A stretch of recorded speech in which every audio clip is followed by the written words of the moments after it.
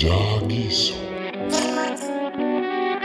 ሰላም የጃጊሶ ቤተሰቦች፣ ዛሬም በድጋሚ ደስ በሚል ኤግላይትድ ጌም በተሰኘ ቆንጆ ፊልም ጥሩ ጊዜ ልናሳልፍ ሰዓቱን ጠብቀን ተገናኝተናል። ላይክ፣ ሼር፣ ሰብስክራይብ እና ኮመንት እያደረጋችሁ እስከ ፊልሙ መጨረሻ ድረስ ተከታተሉኝ። በዚህ ጉዳይ ከተስማማን ዳይ በቀጥታ ወደ ዛሬው ፊልማችን እንግባ። የዛሬው ፊልማችን የሚጀምረው በአንድ ኮሌጅ ከተመረቁ ተማሪዎች ውስጥ ጎበዙንና ሰቃዩን ተማሪዎት በመዳሰስ ይሆናል። ጋውን ይባላል። ከዩኒቨርሲቲ በከፍተኛ ውጤት የተመረቀ ቢሆንም ወላጆቹ ውሃ በመሸጥ የሚተዳደሩ በመሆናቸው ህይወቱን ገና ካሁኑ አክብዶበታል። ጋውን ከተመረቀ በኋላ ስራ በመስራት የቤተሰቦቹን ህይወት ለመለወጥ ተስፋ የነበረው ቢሆንም ነገር ግን እንዳለመው ስራ ባለማግኘቱ ማዘኑ አይቀሬ ነበር። ጋውን የትምህርት ማስረጃውን በብዙ ድርጅቶች ቢያስገባም ተስፋ ያደረገበት የቅጥር ስራ ግን ደብዛውን አጥፍቶበታል። ምክንያቱም እሱ በሚኖርበት ሀገር ውስጥ ስራ ማግኘት የሚችሉት ከከፍተኛ ዩኒቨርሲቲዎች የተመረቁና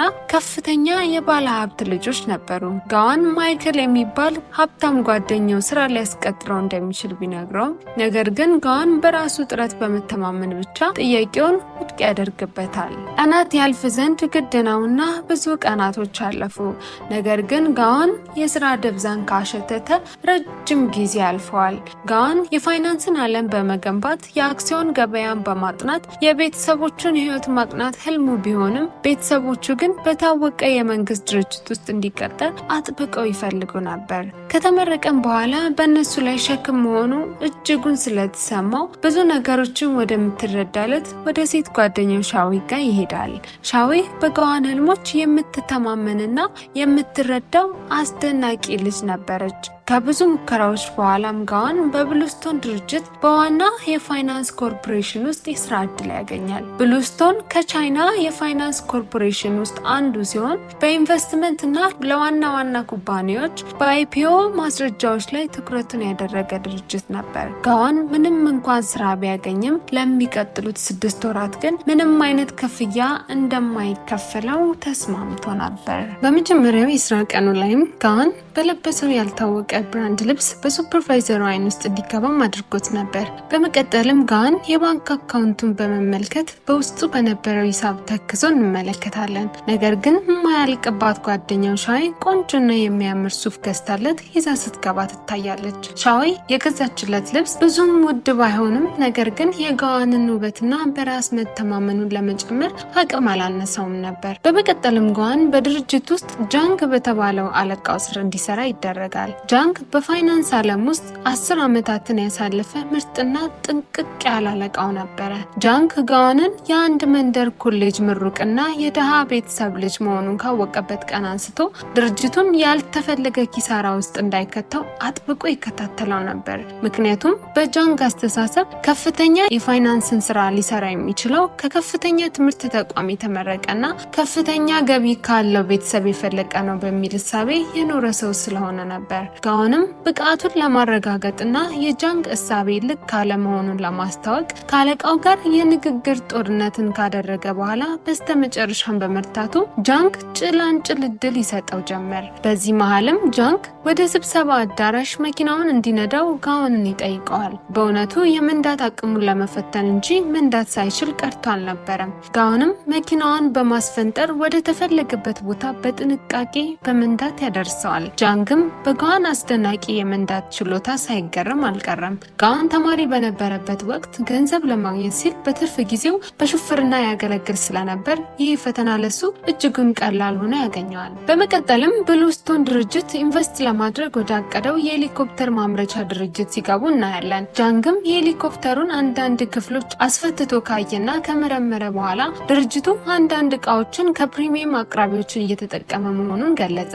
በዚህም ጊዜ ጋውን የፋይናንስ ስራ የቁጥር ጨዋታ ብቻ ሳይሆን የሀቀኝነትና ግልጽነት ጨዋታም ጭምር መሆኑን ይገነዘባል። ከስብሰባው መልስ በመንገዳቸው ላይ ጃንግ ጋውንን አንድን ነገር ከልብ መማር ከፈለክ በጨዋነት የታነጸ ባህሪ እንዲሁም በዕለት ተዕለት ስራ ውስጥ የገበያውን ዋጋ ንረት ማጥናት አስከትሎም ያለ አለቃ ትዕዛዝ የቀን ሪፖርቶችን ማቅረብ ግድ ይላል በማለት ይመክረዋል። በሚቀጥሉት ጥቂት የስራ ቀናት ውስጥም ጋውን ትልቁን የስራ ብቃቱን የሚያሳይበትን ትልቅ ፕሮጀክት ይቀበላል። ነገር ግን ተስፋ አስቆራጭና ህልሙን ሊያጨልም የሚችል ክስተት ከፊቱ ድቅን ይላል። ጋውን ስራውን ቀን ከሌት ሳይል በትኩረትና በውጥረት ውስጥ ሆኖ ቢያጠናቅቅም ነገር ግን ደንበኛው ጋውን ያቀረበውን የፕሮጀክት ፕሮፖዛል ለወደፊቱ አመርቂ ውጤት እንደማያመጣ በመናገር ውድቅ ያደርግበታል። በዚህም ምክንያት ለጋውን የተሰጠው ፕሮጀክት ገና ሳይጀመር ይጠናቀቃል። በዚህም የጋውን አለቃ የነበረው ጃንግ ደስተኛ እንዳልነበረ ከፊቱ ላይ ይነበብ ነበር።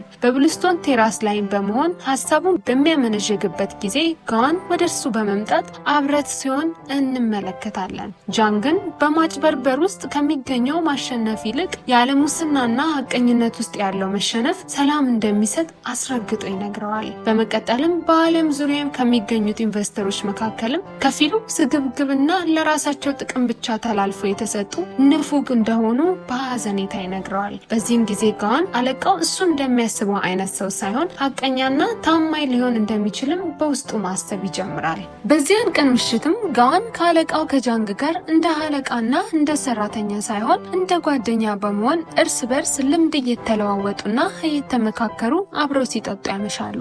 በመቀጠልም ጋውን ሉኪ ዶግ ከተባለ የውሻ ምግብ አምራች ድርጅት ብቃቱን ሊፈትን የሚችል የስራ ሀሳብ ይቀርብለታል።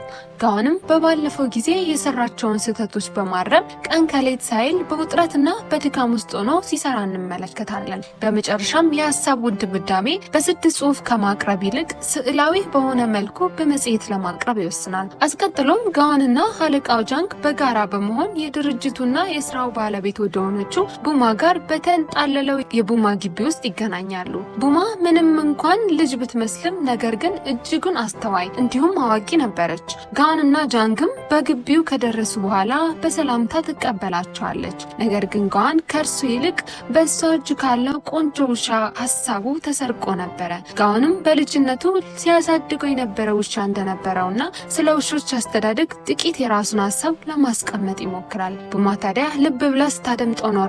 በሀሳቡ እጅግ በመደሰቷ በምሽት ራት ይመጡ ዘንድ ትጋብዛቸዋለች። ጋውንም በወዱ ተገኝቶ ነው በማለት ግብዣዋን ይቀበላል። በዚህ ምክንያት ጋውን ፕሮጀክቱ ተቀባይነትን ያገኛል የሚል ድምዳሜ ላይ መድረስ ችሎ ነበር። አይደርስ የለ የራቱ ሰዓት ይደርሳል። ጋውንም ስኬቱ እንደደረሰ እያሰበ በጥድፊያና በደስታ ወደ ቡማ ቤት ያመራል። በቆንጆና በአማረ ቤቷ በደረሰም ጊዜ ጠረጴዛዋ በእሱ አካባቢ ዘንድ አንድ ሰርግ ሊደግስ በሚያስችል በሚያስጎመጁ ምግቦች ተደርድረው ያገኘዋል። ነገር ግን ጋውን ለራት የተጋበዘው እሱ እንዳሰበው ራት ሊበላ ሳይሆን የቡማን የወሲብ ረሃብ ሊያስታግስና ራሱ ራት ሆኖ እንዲቀርብ ነበር። ነገር ግን ጋውን ቡማ ምንም እንኳን ቆንጆ ብትሆንም ከእሷ ጋር በአልጋ መውደቁን ፈጽሞ አልፈለገውምና የእምቢታ መልሱን ይነግራታል። ምላሹን ያልጠበቀችው ቡማ በሁኔታው እጅጉን ትበሽቃለች።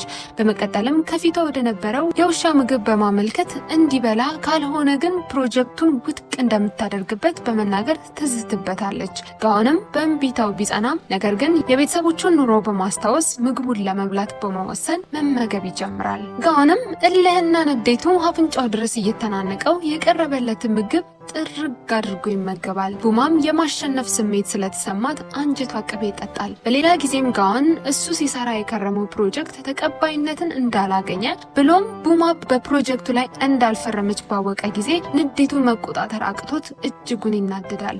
ታዲያ በዚህ ጊዜ ከአለቃው የተማረውን ቁልፍ ትምህርት ያስታውሳል። በንግድ ስራ ውስጥ ያለ ውልና ማስረጃ የሚገቡ ማንኛውም ያልተጻፉ ቃል ኪዳኖች በማንኛውም ጊዜና ሰዓት ሊሰረዙ እንደሚችሉ አለቃው ከነገረው በላይ ሲኖረው ይበልጥኑ ራሱን ማዘጋጀት እንዳለበት ይገነዘባል። ንዴቱ ሲበርድለትም ቀስ በቀስ ራሱ ላይ መስራትን ይመርጣል። አእምሮንም በፈተናዎች በማዘጋጀት ይጀምራል። በዚህ ጊዜ ታዲያ የድርጅቱ ዋና ስራ አስኪያጅ በጠና በመታመሙ ለሕክምና ከሀገር በመውጣት ርቆ ለመሄድ ይገደዳል።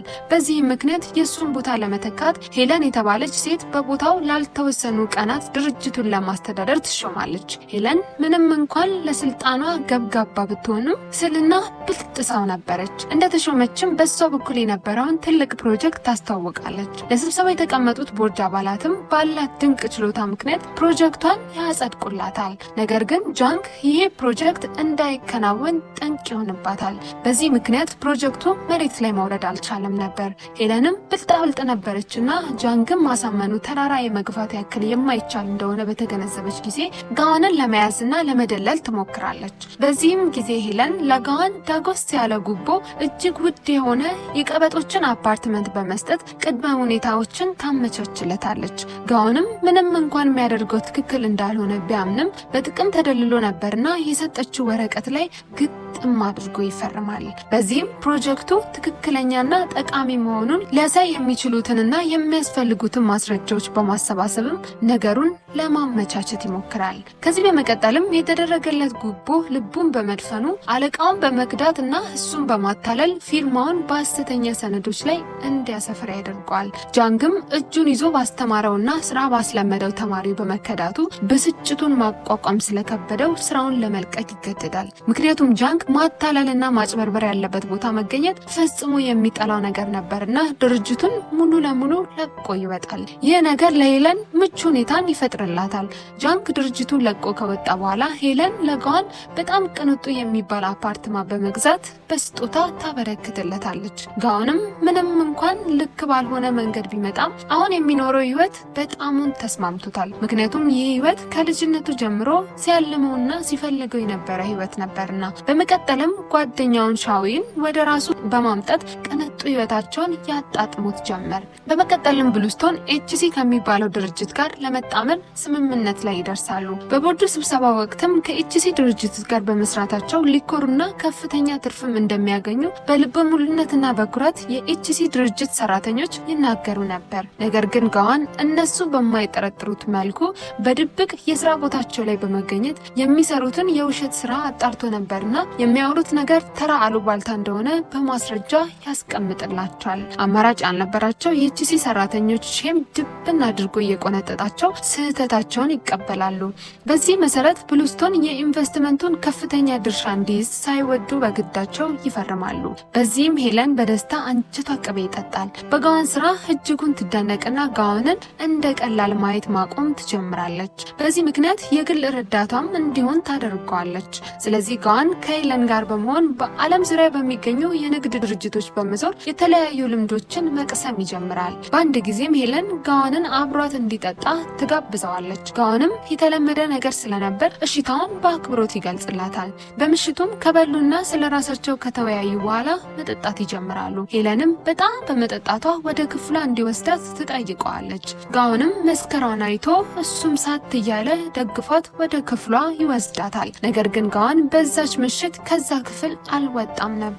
የጠጡት መጠጥ መስመሩን አልፎ ነበርና በአንድ አንሶላ ስር እየተፋተጉና በትንፋሾቻቸው እያወሩ አንድ ላይ ፍቅርን እየሰሩ ያነጋሉ። በሚቀጥለው ቀን ጠዋትም ጋዋን ወደ ራሱ ሲመለስ ያደረገው ነገር እጅግ አሳፋሪና አስነዋሪ ድርጊት እንደነበርና የምትወደው ሻዊ ላይ እንደማገጠባት ተሰምቶት በጸጸት ማዕበል ውስጥ ይዋኝ ጀመር። ሄለን ግን ምንም እንዳልተፈጠረ በመሆን ህይወቷን እንደ ሌሎቹ ኖርማል ቀናቶች ትቀጥላለች። በሚቀጥለው ጊዜም ሄለን በብሉስቶን የስብሰባ አዳራሽ ውስጥ ሁሉም የቦርዱ አባላት በተሰበሰቡበት በመቆም ቀጣዩን የኢንቨስትመንት ፕሮጀክት በዋናነት የሚመራው ጋዋን ይሆናል በማለት በሁሉም ድብዳ የሆነ ነገር ታበስራቸዋለች። በሁሉም የቦርድ አባላት ጭንቅላት ውስጥም ገና ምንም የማያውቅ አዲስ ልጅ እንዴት የሚል መልስ የሌለው ጥያቄ ይራወጥ ነበር። ነገር ግን በእቅድና በስትራቴጂ የምትመራው ሄለን ይህንን ያደረገችው ቀጣዩ ስራቸው የሚሆነው የጋዋን ጓደኛ የሆነው ከማይክ አባት ድርጅት ጋር በመሆኑ ነበር። በዚህ ምክንያት የጋዋንን ጓደኛ ማይክን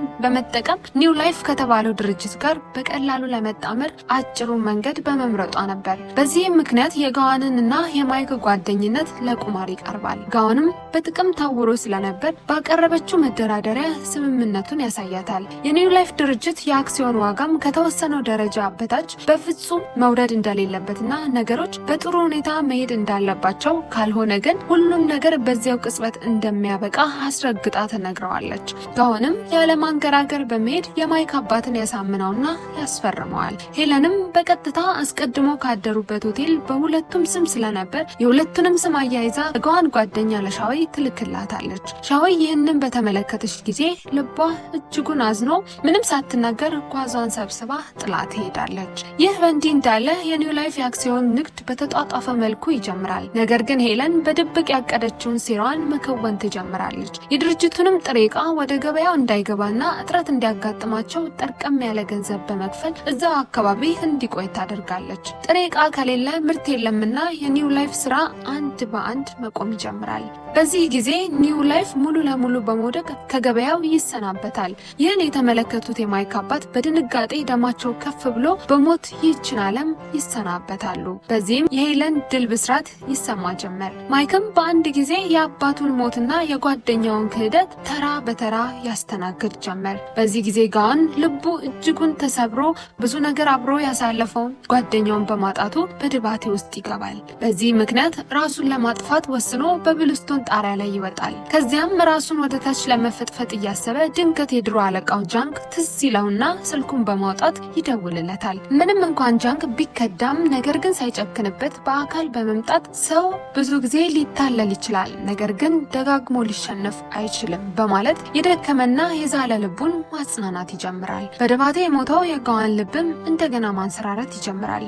በዚህም ህይወቱን እንደ አዲስ ለመጀመርና ጥፋቶችን ለማረም ይወስናል። ከዚያም ጃንክና ጋዋን አንድ ላይ በመሆን በሄለን ላይ የበቀል እቅድን ያውጠነጥኑ ጀመር። በመቀጠልም ወደ ማይክ ዘንድ በመሄድ እንደተጸጸተና ይቅርታ እንዲያደርግለት ይለምነዋል። ማይክ ምንም እንኳን ልቡ ቢያዝንበትም ሊጫክንበት አልቻለምና ይቅር ይለዋል። ጃንክና ጋዋንም እቅዳቸውን ለመተግበር ይነሳሉ። በመቀጠልም ከመካከለኛው ምስራቅ አንድ ከበርቴ ኒው ላይፍን የራሱ ሊያደርግ ጉዞ እንደጀመረ የሚያስረዳ ወሬ በከተማው ሁሉ እንዲያስተጋባ ያደርጋሉ። ማህበራዊ ሚዲያውም ከዚህ ዜና ውጪ ሌላ ወሬ አልዘግብ ይላል። በዚህም ምክንያት ዋጋው ወድቆ የነበረው አክሲዮን በእጥፉ መናር ይጀምራል። ንቀውት የተውት ባለሀብቶችም ወዲያውኑ አክሲዮኖችም በማይታመን ዋጋ መግዛት ይጀምራሉ። ይህ ሁኔታ ያልተመቻት ሄለንም ነገሩ እውነት መስሏት ያላትን ሀብት አሟጣ አክሲዮን ትገዛለች። ይህ ጉዳይም በንግዱ ዓለም ላይ ከፍተኛ ተጽዕኖ መፍጠር ይጀምራል። ማይክም ኩባንያው መልሶ የማዋቀር ስራ እየሰራ መሆኑን በመናገር የተገዙ አክሲዮኖች ተመልሰው እንዳይሸጡ እገዳ ይደረጋል። በዚህ ምክንያት የብሉስቶን ድርጅት ሙሉ ለሙሉ በሚባል ደረጃ መውደም ይጀምራል። ምክንያቱም ብሉስቶን የነበረውን ሀብት ሙሉ ለሙሉ ለአክሲዮን ግዢ ላይ ውሎ ነበርና በአንድ ጊዜም ከነበር ወደ የለም ይቀየራል።